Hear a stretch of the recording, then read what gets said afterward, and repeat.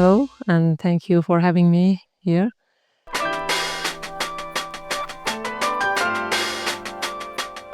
Actually, as I remember from the very beginning when I was kid, I was interested in football, watching football, playing football, and every football match I was following up with very, big passion. And I was a big fan of one of the very famous club in Iran and also national team.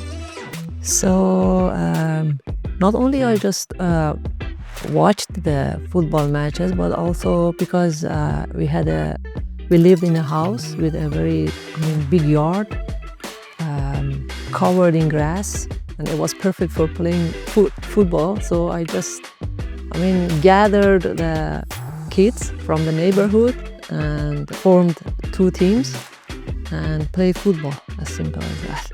So I played 3 years for clubs, and then I decided to become a coach. One very interesting thing suddenly happened. The woman who was in charge in that time for the women's committee in federation, in that time I was assistant coach for women's national futsal team, and then she called me and said that we just received an invitation from the West Asian Federation that invited us to the first West Asian football competition in Jordan. And I said, yeah, okay, but we don't have any football team. And she said, yeah, that's why I called you, and you have to create it. That's gonna be a start for us. So I just quit from the futsal national team, and I was assigned to create a football national team. So just 1 month and a half, we prepared the team, and then it was very difficult. And when I remember it now, it was very scary in that time. But we went to the Jordan and we achieved second place. We lost final against Jordan. And I stayed in football for the national team for 5 years. And then after 5 years, she asked me to take responsibility as a head coach for the women's futsal national team. Since then, I stayed in futsal.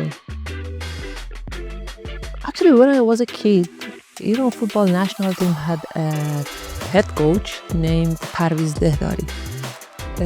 He had a very big impact on my philosophy because even when, I was a kid, but I could feel it that he doesn't care about the big names, and the success of the team is the most important thing to him.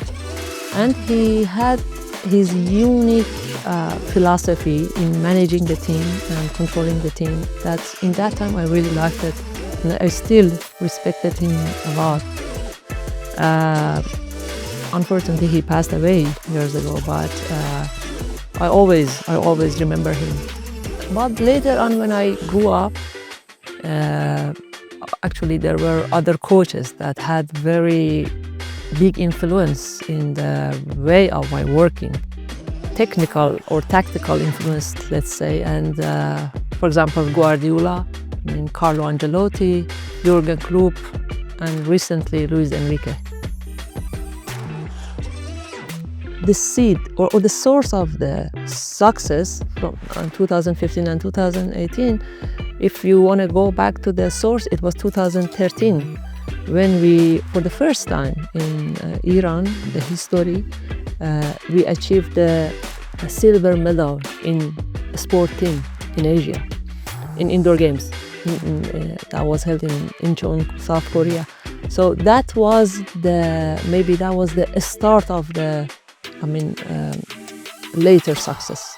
Actually, we progressed in different aspects. The number of the players who are now interested to play futsal, because those successes, several successes, affects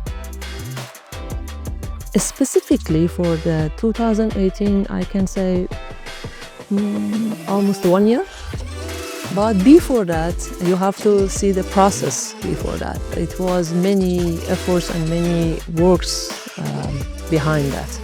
In 2018, when we got the title, it was one of the most important and valuable moments in my life, because I just felt that I put something very heavy from my shoulder down, and it was a sense of freedom. I remember that when in the ceremony, when they wanted to give us the cup and medals and something, I think it was the feeling that okay, I'm flying, I'm on the air. With no competitions, no motivation, each sport can stay alive with competition. Without competition, there is no motivation. So I am very, very happy that AFC decided to bring it back to the calendar.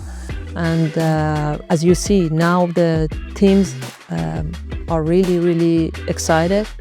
And that was for the first time that we had qualifiers.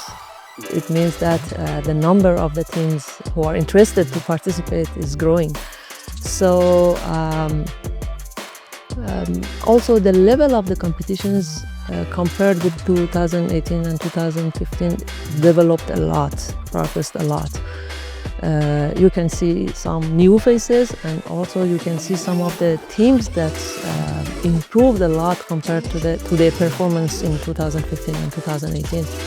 And I am really glad that FIFA also decided to raise the World Cup in 2025, and that one also can help us. Actually, yeah, I'm sitting up there as a TSP member and look very deeply to every detail, bring up some very specific information about every individual teams and every individual players, and also coaches. So I can say, from the technical and tactical perspective, we can see many differences now, and many improvement aspects. For example, like the goalkeeping area. I can say that in this area, the teams have improved a lot. And also from some, for example, physical fitness. Also, you can see that there is a huge difference now. So, in general, I can tell that the women's futsal at this tournament, it's very, very high level. You can see a very, very high level games rather than the previous editions. Big differences results in 2015 and 2018, but at this tournament rarely you can see that.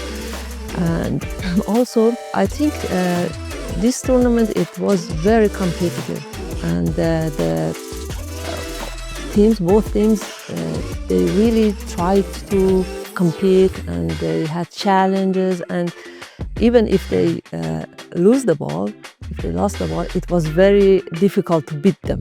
It was not easy for the big names like Iran, like Japan, to beat their opponents, even Thailand.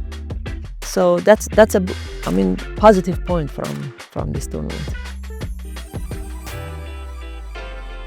As a coach, the first priority for me always is to update myself and to add to my knowledge every day. But somehow maybe I wish to be able to coaching in higher level teams out of Iran someday. Tell them, never give up. And if you love football and futsal, go for it. So, but I think that the passion and the love of football and futsal can solve everything and can push you forward. So, always look forward and move forward and never stop.